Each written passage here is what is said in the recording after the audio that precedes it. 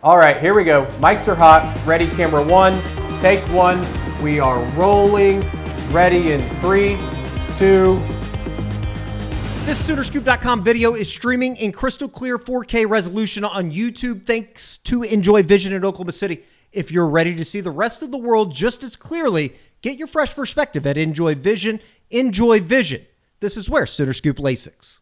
Hello and welcome back. Eddie Radosovich, George Stoy here from the Soonerscoop.com studios. Josh McCuistion back in Houston HQ. I don't know about you down in Houston, Josh, but after the last couple of weeks with the weather in the state of Oklahoma, we have a magnificent 70-degree day, and it is unbelievable. It's starting to feel a little bit like spring. OU football starting spring next week.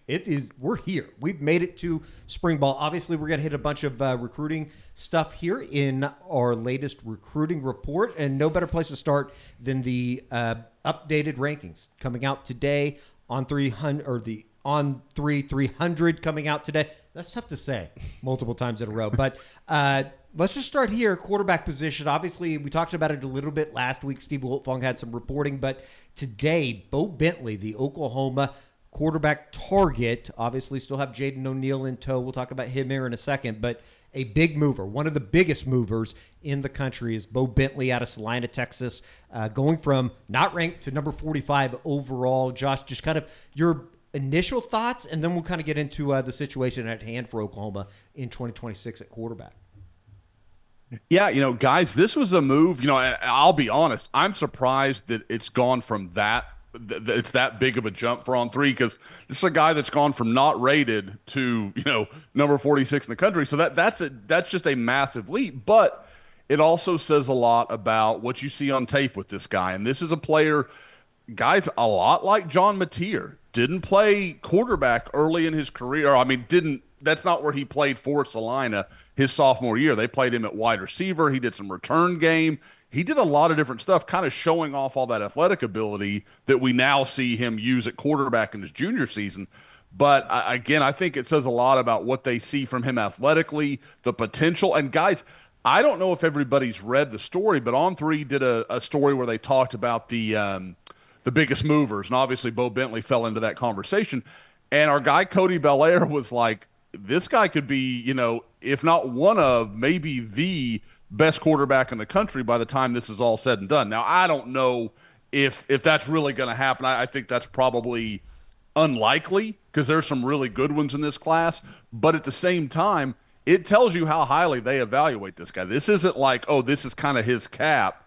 There's clearly some thinking that maybe with some further evaluation, he could climb even higher. Josh, stupid question. How does this happen? Like, how does he go from unranked to, top 50 in the country?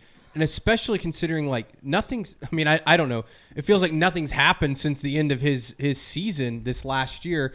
And it feels like a lot of momentum has really built since OU offered. Obviously, other schools have come in and offered. Like, how does this, I guess, can you tell us how does this actually happen?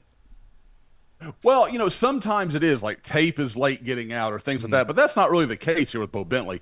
What it really comes down to is our guys at On3 having a chance to see him throw live at the Navy All-American game when he was down there all week. He was one of the juniors that took part. We talked about it at the time. I thought he was a really good, young quarterback. At the time, I didn't really think it was going to matter to Oklahoma, but he's a guy, really nice velocity, throws to a lot of different levels. And I think he had a chance to show that. I thought maybe the second best quarterback there, kind of from my own feelings and talking to some people there, I thought he really stood out and really, was a guy that came in with far less notoriety than some other players. So to see him do that and, obviously coming off the huge year where he takes Salina back to the state championship. And again, I think you're not wrong, George. He has been on an absolute roll for about a month or about 2 months now, where it's just good news falling his way all the time, from the state title to all the new offers, and gets to go to the Navy All-American Bowl. So there's a lot of things that have been working out for him. But again, I think it's deserved because you watch this guy on tape and he is dynamic. He is a very different level of playmaker. Obviously, as you said, Josh, led Salina to a 16-0 record. First state championship for Salina since 2007, which is, I think, kind of hard to imagine. As much as we've talked about Salina, it seems like over the last decade, 4,200 total yards of offense, 63 touchdowns as a junior. What does this tell you about Ben Arbuckle, the new Oklahoma offensive coordinator, and just identifying talent? It was something that Kerry Murdoch talked about in our war room earlier today on Monday. Yeah, Kerry, and I think somebody on the board in our, in the rankings thread said maybe there's an evaluator here now. Like, I mean, that says a lot. And again, I'm not saying that rankings are the justification or anything like that. We'll have to see what Bo Bentley becomes. But I think you're starting to see an industry consensus starting to happen. I will not be surprised if other outlets start to fall in line. Obviously, Bo Bentley, since that Oklahoma offer's picked up Ohio State, LSU, Florida State. I mean, he started to see his name really grow, in a way where he becomes a national recruit. And he's announced his visit plans. He'll be in Norman in a couple of weeks for Future Freaks on March 8th. I know we're going to talk about that a little bit later. So there's a lot of kind of momentum and trajectory for him. But yeah, it says a lot for Ben Arbuckle, not only in that, okay, he evaluated this really well, but he didn't hesitate, guys. We all know he could have sat, just kind of stood pat and said, Oklahoma's got their quarterback. We're not going to do anything to upset that. And he said, I really like this guy. Whatever may come, I really like this guy, and I'm going to try to get him in this class. I think it's pretty clear, too, that Bo Bentley was probably just a little undervalued. Like, because I remember when that offer first went out and I looked up his stats, I'm like, how is this guy not ranked higher? And sometimes that just happens, but I think it's a credit to the OU coaching staff and Ben Arbuckle doing their due diligence on somebody like that. Josh, you mentioned in talking about Bo Bentley, he will be on campus on March 8th. Is there any chance that as we start moving into, obviously getting through the spring and then working our way into the summer, timeline-wise, I would imagine if Oklahoma really wants him to jump in, they would love it to happen sooner than later, right? Yeah, absolutely. Now, I know he's got trips. The Oklahoma one is his first one of the spring, and I'm trying to remember, On3 had a graphic out this morning. He's got LSU, he's got Florida State, Ohio State, and I believe Georgia Tech was the last of the kind of five. My impression is if anybody's really – I don't think there's any question right now that Oklahoma is the betting favorite at the moment. If anybody's really going to make a run, it kind of feels like it might be LSU. That's just kind of the school I'm kind of watching with him. I know, obviously Florida State's going to make a pitch. Georgia Tech's kind of tough to foresee. And I know everybody would, Ohio State, you got to watch them. And you do.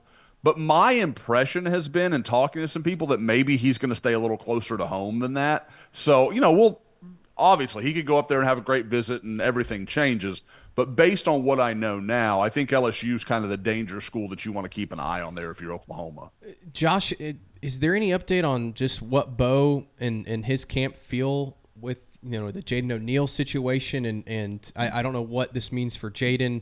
I know the rankings don't really mean anything to him, but I know he dropped in the rankings. Like, what's the situation there? Because it still feels like I think they're not going to end up with both of these guys. I just don't see that happening. But is there any update on that situation? Well, what I will say is I think that from Bo Bentley's side of this, I think one of the reasons he hasn't made a lot of public comments about OU or the offer, when we all know, he's really made it pretty plain to anybody that's been paying attention. Oklahoma was a school that he really dreamed of playing for quite some time. I think he's gone out of his way to not create hysterics about this and not make this a big thing and just kind of let it play its course. So to me, from his side of things, I don't know that he sees it as, well, I wouldn't be part of a 2-quarterback class. And it feels like Jaden O'Neal has come around to that idea as well. So I don't want to make it, one guy's okay with it, one guy's not. I think everybody's kind of, made a piece that is as comfortable as it's going to be, I guess, would be with the idea of that possibility. Now, that said, I agree with you, George, and I said it from the start. Like, I remember us having this conversation when when it became clear that OU really was going to pursue Bo Bentley. I didn't think that was manageable, and because these are two high-profile guys, they could go just about anywhere they want to in the country. To me, it seems unlikely they're going to coexist. I don't know there's no real track record of that happening. I talked about this in some previous recruiting reports where you go back through the years and top 10, top 15 level quarterback signing at the same place.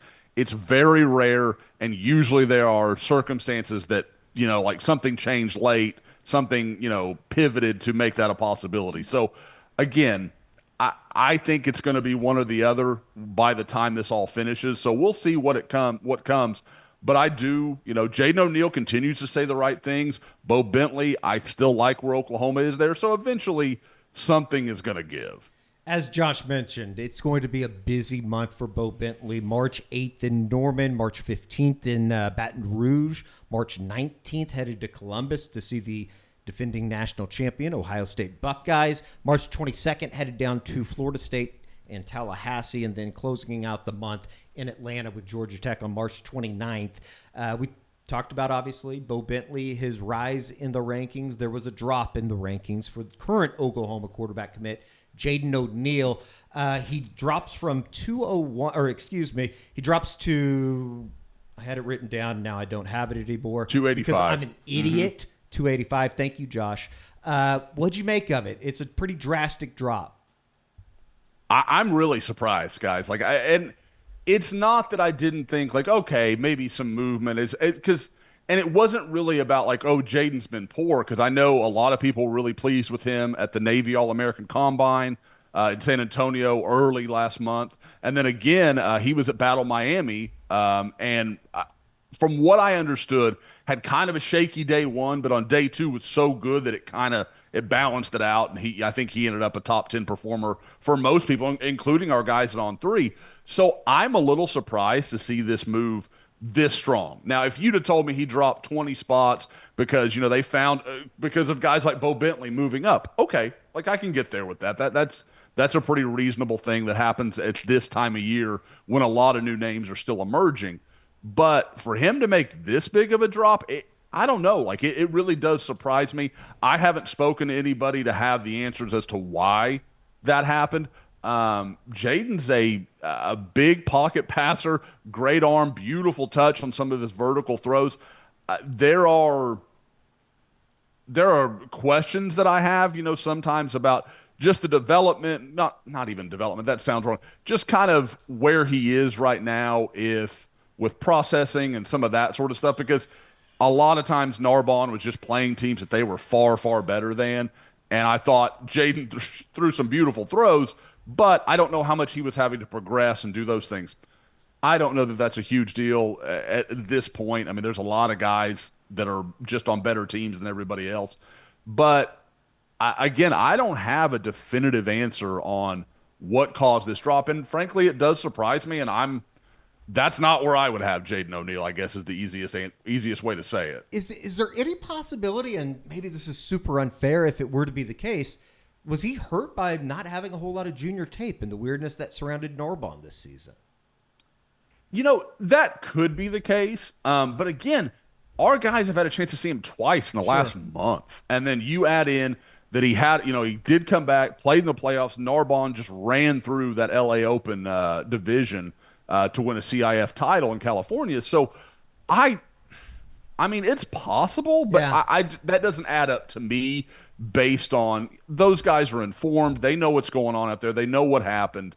I would just be surprised when all the tape he does have is quite strong. I mean, there's stuff that you can nitpick and get into and that sort of thing, but it's just one of those deals where I'm like, okay, if you dropped him a little bit, okay. But this big of a drop is pretty surprising to me. One of the big movers, and we'll be paying attention, obviously, to the quarterback situation in 2026 as it continues to develop here over the spring. Back to the On3 300 rankings and the update that comes out on Monday. One of the big movers, the name that I think anybody is follows the high school recruiting scene. They follow a 5-star offensive lineman, and Felix Ojo going from 201 to number 10 overall in the On3 300. He recently came out with his visit schedule that goes as follows. Old Miss coming up April 18th through the 20th. Ohio State May 30th through June 1st. Michigan June 6th through the 8th. Texas down in Austin June 13th through the 15th. And then Oklahoma June 20th through the 22nd. So obviously he's going to be busy here throughout the entirety of the spring and then obviously going into the summer. Just first off, Felix Ojo, you came back from the Under Armour event last week. Rave reviews, obviously had a really good day. You love what you see when you're talking about a 5-star offensive tackle, but to make a move like this from 201 to 10, just kind of your impressions of it. I think it had to happen. Like when you watch what he did, but and again, another guy I had a chance to see twice. I saw him in San Antonio at the Navy All-American, and then again, a couple of weekends ago in Dallas. And guys, this is what a left tackle looks like when he is going to be somebody special. I mean, he is 6'6", 270 pounds, moves incredibly well. He's so long. Like, I mean, that's the thing. He's still learning. Like, you can watch him and know that there's still so much. Even kind of as a high school guy, there's still a lot he's putting together. But no matter what you do with him, you still have to find a way around him. Like, it's not that he's so, like, big, like it's not that he's heavy or anything. It's just the length. I mean, because if you say you win to the outside, okay, fine. He's going to take 2 slide steps and he's gobbled you up. Like, you're just done for. And it's really hard to deal with a guy like that unless you are yourself kind of just a freak, one-of-one type athlete. So that is, again, Felix Ojo to me, I said it the other day, he reminds me of Tyron Smith at the same age. And again, for those that don't know, multi-year All-Pro for the Cowboys, great potential future Hall of Famer. So that's a lot to put at Felix Ojo's feet. But that's the kind of athlete, the kind of length that I'm talking about, where he's just really, really hard to deal with. Josh, you look at that list and of his visits, and the first thing that comes to my mind is those are some big boy NIL players in that space. And I don't know how much you know about his recruitment, but is that something that I'm sure it factors into every recruitment nowadays? But you look at that, Ole Miss, Ohio State, Michigan, Texas, that's a pretty big heavy hitter group in terms of NIL. How much will that maybe play into his decision? It's going to have a role. I mean, I don't think there's any question. Now, I know Felix is a guy that has talked to some of that class that preceded him, which, you look at that group, guys, where we talked about that for years, and especially in the Dallas area that he would have connection to. Ty Haywood ends up at Michigan. Obviously, Michael Fasusi at Oklahoma. Lamont Rogers that obviously ended up at Texas A&M. So all those guys had very different recruiting stories. Like it just went in a lot of different directions for all three of them. And I'd be interested to see like what that kind of mass of information comes out to as him. Whether they heard it, whether he hears it from them, whether he hears it from area people that kind of are familiar with their recruitment. There's a lot of ways that information could be processed by Felix Ojo. I'd be really interested to see how that goes. Again, though, you're right, George. This is going to have a role. These are big dogs in this market. Now, Oklahoma fans could take that as maybe you're not the puppies that you act like you are sometimes. Like, Oklahoma's doing work here. They wouldn't be in this race if they weren't. At the same time, my question is, and we've talked about this, I want to say we talked about this last week, I wonder what it looks like for Oklahoma after landing Ryan Foje and Michael Fasusi. Do you go back to that well and really have to ante up again? Even if you've got it, do you say, okay, yeah, we're ready to do that again? Or is it kind of okay, we need to land a good player, but maybe we don't need to go to the Fasusi level to make this happen again? And we don't know. Like that's just an answer Oklahoma's going to have to decide for themselves and what that'll mean to Felix Ojo. But what I can tell you without question is Texas is going to go as far as they can go for Felix Ojo, much like what they did with Michael Fasusi, and they just lost that battle last year. But Texas will give him every reason to say yes. And I'm sure some of these other programs will as well. But I think a big part of why so many see Texas as kind of his leader is because of that. Because Texas not only sees his talent, but they have an urgent need for him to come in and be that, kind of next elite tackle for them. As you mentioned, a number of guys, and you put it out there on the board just in terms of interest with Oklahoma. Former Oklahoma running back commit Jonathan Hatton checking in at number 63. Caden Hall, number 2 safety of the country, checking in at number 69. Nice. Davion Gross, 73. Jake Cruel from IMG checking in at number 81. Drew Evers, who you saw last week when we talked about it on the program, at number 128. Were there any other guys that just kind of stuck out to you here as we get through a bunch of these names that really kind of stuck out to you? Mason James, the Norman North wide receiver, checking in at number 250. Just kind of open forum here. Any of the names that you really wanted to bring up that kind of caught your eye? Maybe either way, moved up or moved down. And I did want to say, you mentioned Jonathan Hatton. Just in brief, I had something in Woke last week kind of talking about Jonathan Hatton. Seems like maybe this is going to come down to OU and A&M. And I can't remember I don't think we really have talked about this in the recruiting report.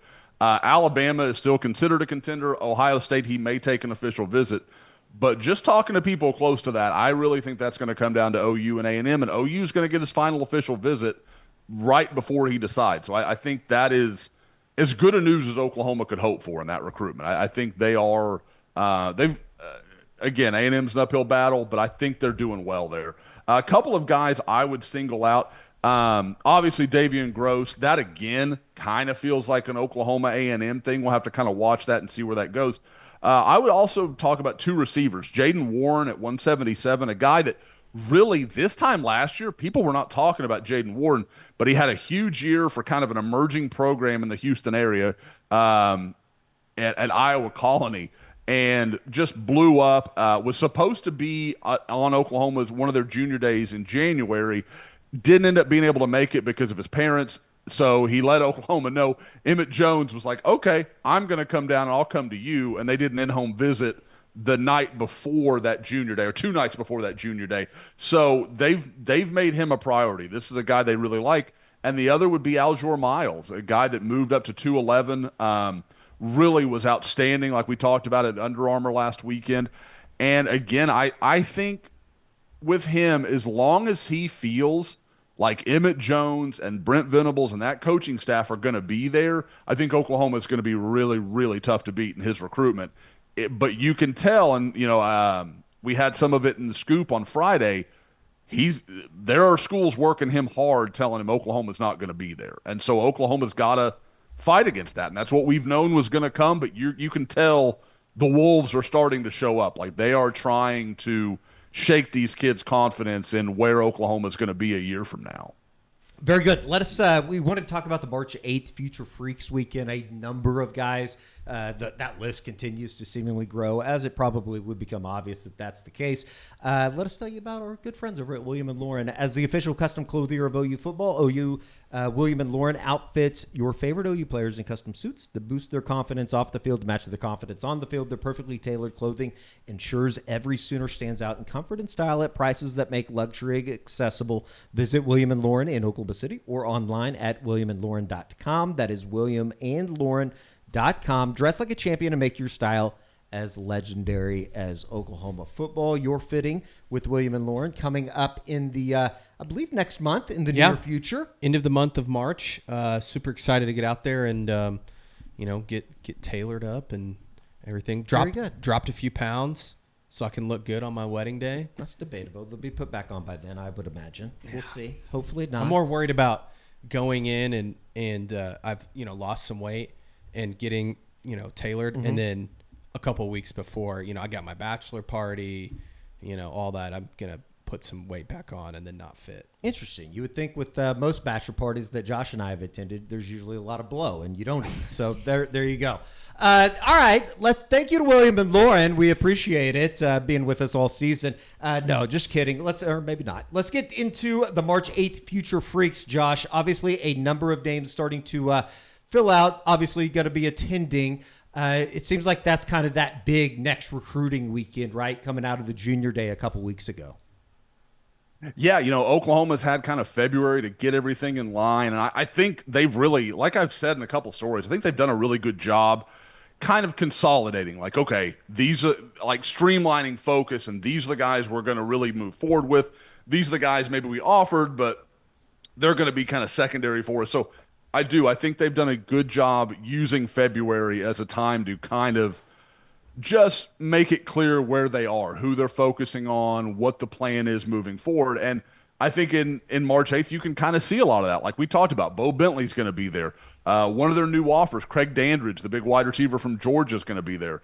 Along the offensive line, Vincent Johnson, a guy that we didn't really talk about in the rankings, but he's now a top 250 guy, a kid from Sulphur Springs that camped at OU last summer and picked up an offer. And another guy of the same story, Gene Rorden, he's going to be there. So there's in 2026, you're going to see some names. On the defensive side of the ball, Brandon Arrington, a 5-star, he's going to be there, the big corner from California. Jamion Winfield, defensive lineman from the Dallas area. And then the big guy, Tavion Branch from Pennsylvania, that Oklahoma is kind of sneakily making a run out here. I don't think people are talking about it just because I think we're all not used to covering Oklahoma in the state of Pennsylvania. But they're legitimate contenders there. And I think, I actually got some feedback from some media guys a little closer to that area of the world. And it was kind of like, Oklahoma's coming up with his recruitment a little bit. So, like, we'll keep an eye on that. But I definitely think you're seeing some signs of Oklahoma, like I said, really locking in on some of the names they want to focus on. Josh, I was going to wait to ask you this next week because I'm sure we'll talk about it on next week's recruiting report with the weekend coming up. But any of those guys that you could see maybe committing, I know maybe it's a little too early for that. I feel like a lot of OU's commitments for their class usually comes late spring, early summer, or sometime midsummer, something like that. But any of these guys that you feel like are maybe getting close? Honestly, probably not too many. And I mean, guys, we know how it is at this point. It's I think somebody asked me the other day, between now and the spring game, how many commitments would you expect? And I was like, 2, 3, maybe. Like, I mean, it's going to happen. But really, the window has become kind of May 1st to July 1st or July 5th, if you want to include the 4th of July. That's kind of become like, okay, that's when a lot of decisions come in and you start watching dominoes fall. Now, maybe Bo Bentley is throwing us all a smoke screen and he's going to do something quicker than we all think. I don't really think that's what it's going to be. I think he'll take those 5 visits that he talked to our guy Hayes Fawcett about. But, beyond that, there's no one that I say, yeah, okay, now, crazy things happen on visits and guys get swept up in the moment and that kind of thing. But we all know with Oklahoma's policy and the way they lay that out when a guy wants to turn his chip in, I don't think that's going to happen here. Like that's not something we've seen happen a lot. Like it's usually guys that came in and they had a clear idea, they were going to make a choice and they went ahead and did so. So that would be my expectation is you're going to see a lot of guys come out raving about the visit, but I don't know if you're going to see a lot of pledges. What could be interesting is seeing some more offers emerge with some of the younger guys, the 27, 28 guys that'll be on campus. Now, Josh, let me ask you this, though, in following up on that. Last year, who was at Future Freaks on this date last year that maybe ended up in OU's class? Because it feels like, while guys may not commit this weekend, but it feels like kind of a almost a kickstart maybe or a big momentum in a lot of these guys' recruitment. Oh, and it absolutely is, George. Like you can see how that usually plays out. Now I'm trying to pull up my list because, of course, George would put me on the spot here and trying to find my list of all the guys that were here. Remember what happened 365 days ago? Tell us now. No, but yeah, this usually is the kind of weekend where, George, you're absolutely right. Like you see momentum build because like last year, one of the ones, and I finally found my list that would stand out in that conversation is Trent Wilson. And he's a guy that everybody's like, oh, he's going to go to Penn State. He's going to stay up in the Big Ten. Like that was, Maryland, maybe something like that. But came there, and I want to say within a month was committed. Yeah. So, I mean, like if you told me something like that, and guys, with what I'm talking about with Tavion Branch, maybe we're talking about a similar story here where Oklahoma kind of goes in up to the, like I said, Big Ten country, maybe pulls a surprise and kind of gets him on the boat, and then never really has to worry about it again. I mean, Trent Wilson, for everything that happened, there was never, oh, he went here or he did this. Like, he stayed locked in with Todd Bates in Oklahoma, and maybe that's what OU's hoping for with Tavian Branch. But yeah, I mean, you look down the list, and guys, in the 26 group, I think I only had 4 or 5 guys in the 25 class that came in for Future Freaks last year. But you look at 26, and now seniors, you've got Mason James, Rylan Morris, Caden Jones, Jonathan Hatton, Drew Evers, John Turntine, Taj Overton. I mean, a lot of guys that we now know as, key pieces of what Oklahoma wants to do in 26. They were there this weekend. So I know people will say, 2027, they're so young, whatever. These are the guys that Brent Venables is going to hope are the building, they are the pieces that he's trying to close this time next year. And it all starts in a couple of weeks when Oklahoma really gets to roll out the red carpet for these guys. That's what I was going to say is this isn't a weekend that's just inclusive to that 2026 group. Quite a host of 2027 guys coming in next weekend for Oklahoma, for the Future Freaks, including somebody that we've talked about and somebody we'll continue to talk about ad nauseum, Peyton Houston, the quarterback out of Shreveport Evangel, Brody Knowles, Demarion Johnson, Caden Penny out of Bixby High School. I know that you wrote the story just earlier this afternoon or this morning with Braden Presley, one of the great Presley brothers coming out of Bixby. Obviously, his 2 brothers went on to have excellent careers. I was reminded this weekend, his sister ran track, I believe, in the SEC, has a couple SEC records at Ole Miss. KJ Green, Talon Mayo, great name for a quarterback out of Louisville. Graydon Howell, Honor Johnson out of San Diego Cathedral High School. Jackson Stokes, Chatsworth, Sierra Canyon, synonymous with high school basketball programs out there. So should be rather interesting as we move into the first week of March, obviously, into what will be kind of a busy time with spring ball obviously starting up here in Norman next week. And then, before you know it, we'll be hitting up some of those spring I guess team camps in the high school ranks here in the state of Oklahoma, on the back end of April and into May. So going to be kind of interesting to follow. Obviously, a lot of stories coming out today from the On3 300, updated rankings, plenty of stories to come. Furthermore, with a bunch of these guys here as we move into these next couple of weeks. So that's going to do it for the recruiting report. Josh, we appreciate it, and we will catch up with you next week to kind of ramp everything up into Future Freaks Weekend in Norman. That connotation could take on a life of its own, I have a feeling, for Future Freaks. But for now, we'll just talk about high school football. We'll stay there in our lane. For Josh and George, I'm Eddie. We'll see you back here on the SoonerScoop.com YouTube channel.